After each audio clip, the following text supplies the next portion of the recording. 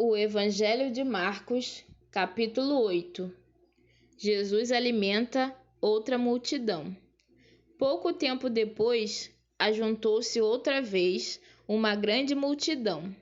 Como eles não tinham nada para comer, Jesus chamou os discípulos e disse: Estou com pena dessa gente, porque já faz 3 dias que eles estão comigo e não têm nada para comer. Se eu os mandar para casa com fome, eles vão cair de fraqueza pelo caminho, pois alguns vieram de longe.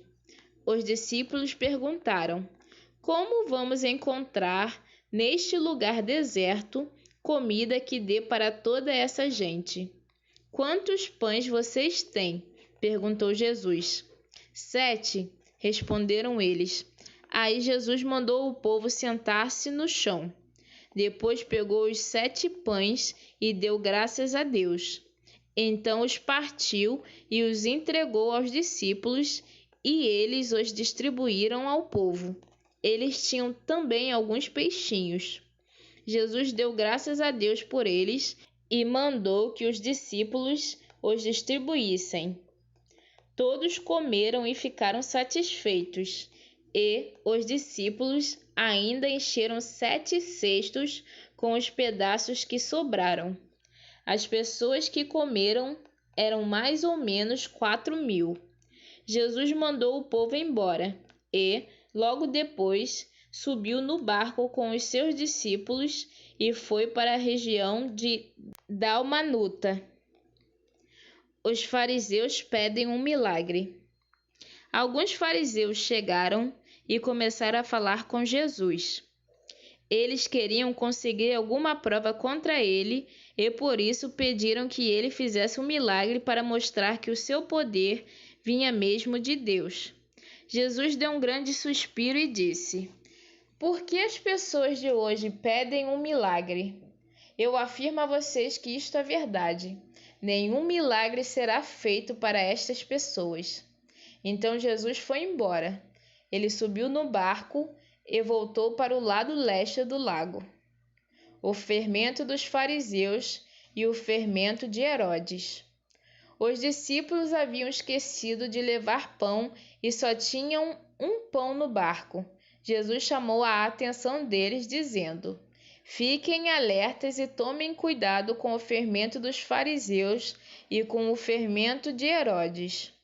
Aí os discípulos começaram a dizer uns aos outros: Ele está dizendo isso porque não temos pão. Jesus ouviu o que eles estavam dizendo e perguntou: Por que vocês estão discutindo por não terem pão? Vocês não sabem e não entendem o que eu disse?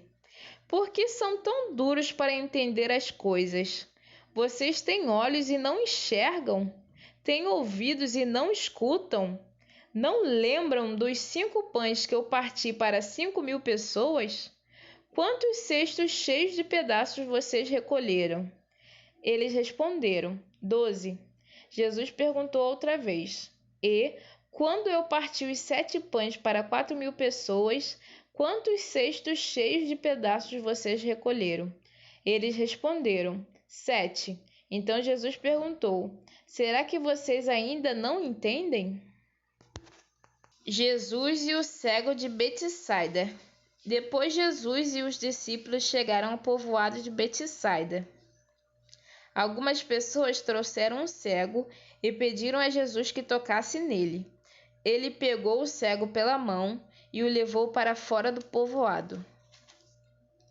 Então cuspiu, passou a saliva nos olhos do homem, pôs a mão sobre ele e perguntou: Você está vendo alguma coisa? O homem olhou e disse: Vejo pessoas. Elas parecem árvores, mas estão andando. Jesus pôs outra vez as mãos sobre os olhos dele. Dessa vez o cego olhou firme e ficou curado. Aí começou a ver tudo muito bem. Em seguida, Jesus mandou o homem para casa e ordenou: Não volte para o povoado. A afirmação de Pedro. Depois Jesus e os seus discípulos foram para os povoados que ficam perto de Cesareia de Filipe. No caminho, Ele lhes perguntou: Quem o povo diz que eu sou? Os discípulos responderam: Alguns dizem que o Senhor é João Batista, outros que é Elias e outros que é um dos profetas. E vocês? Quem vocês dizem que eu sou? Perguntou Jesus. O Senhor é o Messias, respondeu Pedro. Então Jesus proibiu os discípulos de contarem isso a qualquer pessoa. Jesus fala da sua morte e da sua ressurreição. Jesus começou a ensinar os discípulos, dizendo: O Filho do Homem terá de sofrer muito. Ele será rejeitado pelos líderes judeus, pelos chefes dos sacerdotes e pelos mestres da lei. Será morto e, 3 dias depois, ressuscitará. Jesus dizia isso com toda clareza. Então Pedro o levou para um lado e começou a repreendê-lo. Jesus virou-se, olhou para os discípulos e repreendeu Pedro, dizendo: Saia da minha frente, Satanás. Você está pensando como um ser humano pensa e não como Deus pensa. Aí Jesus chamou a multidão e os discípulos e disse: Se alguém quer ser meu seguidor, que esqueça os seus próprios interesses, esteja pronto para morrer, como eu vou morrer, e me acompanhe. Pois quem põe os seus próprios interesses em primeiro lugar nunca terá a vida verdadeira. Mas quem esquece a si mesmo por minha causa e por causa do Evangelho, terá a vida verdadeira. O que adianta alguém ganhar o mundo inteiro, mas perder a vida verdadeira? Pois não há nada que poderá pagar para ter de volta essa vida. Portanto, se nesta época de incredulidade e maldade alguém tiver vergonha de mim e dos meus ensinamentos, então o Filho do Homem, quando vier na glória do seu Pai com os santos anjos, também terá vergonha dessa pessoa.